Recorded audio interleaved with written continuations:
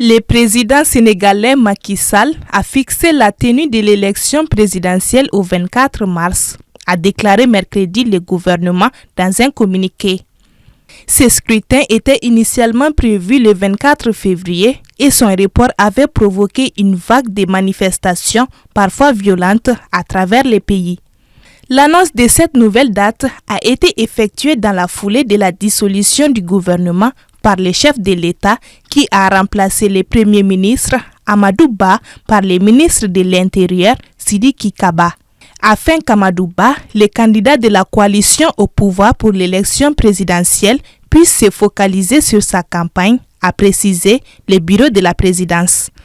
La journée avait déjà été marquée par les vetos opposés par le Conseil constitutionnel à la proposition de la Commission du dialogue national d'organiser l'élection présidentielle le 2 juin.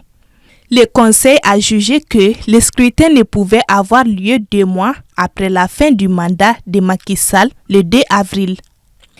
Un degré de confusion persiste cependant sur la date précise, la présidence annonçant que le premier tour aurait lieu le 24 mars, le Conseil constitutionnel le fixant lui au 31 mars.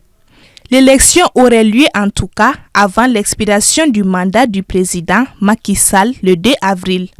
Un deuxième tour, probable en l'état actuel des candidatures, mais pour lesquelles aucune date n'a été communiquée, se tiendrait avant ou après le 2. Cependant, une décision du Conseil constitutionnel publiée mercredi dit que, dans la mesure où le premier tour aurait lieu avant la fin du mandat, le président Macky Sall resterait à son poste jusqu'à l'installation de son successeur. Différents épisodes d'émeutes, affrontements, saccages et pillages déclenchés notamment par les bras de fer entre l'opposant Ousmane Sonko et le pouvoir. Ousmane Sonko, troisième de la présidentielle en 2019 et candidat déclaré en 2024, est détenu depuis juillet 2023 et a été disqualifié de la présidentielle dont il était l'un des favoris.